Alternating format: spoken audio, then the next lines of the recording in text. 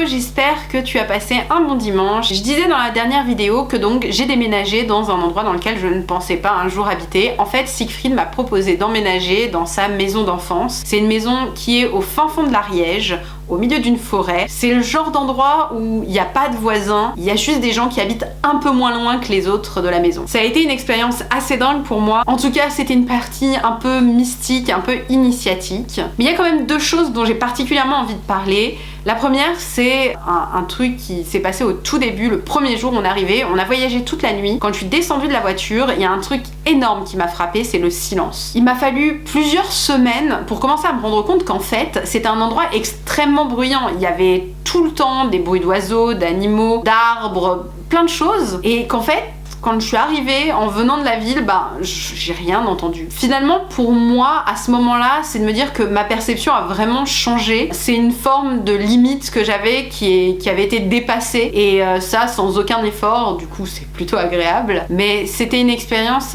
assez impressionnante au bout d'un moment de se rendre compte de la multitude de bruits et de sons qu'il y avait en fait dans cet endroit. Le deuxième truc qui m'a terriblement marqué, en fait déjà faut savoir que j'avais une tendance un peu à être maniaque, j'avais besoin de contrôle sur mon environnement en fait. Il fallait que tout soit bien rangé, bien propre, au millimètre. Et quand on a arrivé dans cette maison, j'ai voulu faire le ménage et ranger et c'était juste mission impossible. C'est une baraque qui fait genre 700 mètres carrés, il y en a 500 qui sont habitables, une partie qui est en très mauvais état. Et j'ai essayé genre vraiment de tout nettoyer et tout, mais c'est une maison qui vit, dans laquelle il y a des petits animaux qui se baladent, des chauves-souris, des loirs, enfin plein de petites choses qui se baladent et qui donc déplacent de la poussière, des feuilles, des affaires, voilà.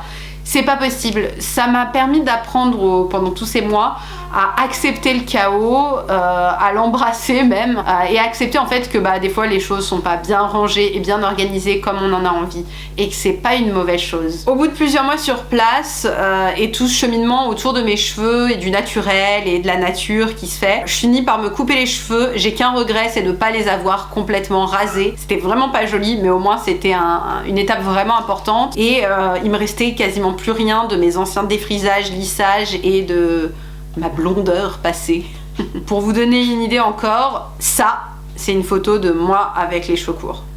Au fur et à mesure aussi, un truc qui commence à se mettre en place avec nos discussions avec Siegfried, c'est que je passe en fait de il faut que je trouve ma voix à il faut que je crée ma voix. Et tout ça se met vraiment en place, en tout cas pour moi je le verbalise vraiment. La veille de notre départ, je suis invitée à un cercle de femmes et c'est à ce moment-là pour moi vraiment que je verbalise tout ça et que je peux rentrer à Paris plus sereine. Toute cette période au MAS pour moi ça a été vraiment un moment où on était hors du temps et j'aime beaucoup le tarot. Et s'il y a une carte de tarot pour moi qui décrivait parfaitement bien ce côté suspendu et loin de tout, c'est la carte du pendu. Si on continue dans les symboliques du tarot, la carte suivante, ce serait le battleur, parce qu'il a plein de trucs sur sa table, il y a plein de trucs à expérimenter. Et pour moi, c'est exactement ce qu'on a fait en rentrant à Paris avec plusieurs projets qu'on a plus ou moins commencé, qu'on a réfléchi. Il y en a un vraiment qui m'a marqué, c'est les hippocampes. C'était un projet d'aide aux formalités pour créer son entreprise. Et c'est un projet qui n'a jamais voulu marcher. Mais genre rien n'allait. J'ai vu des gens hyper talentueux travailler sur ce projet et ne rien produire de correct du tout. À côté de ça, moi je continue à avoir mes galères avec les produits cosmétiques parce que bon, quitte à avoir coupé mes cheveux et être en pleine galère avec des cheveux courts que j'ai un peu de mal à assumer, je voulais vraiment plus leur mettre de saloperie, je voulais rien qui soit lisse ou quoi. Et du coup, j'étais vraiment à faire très attention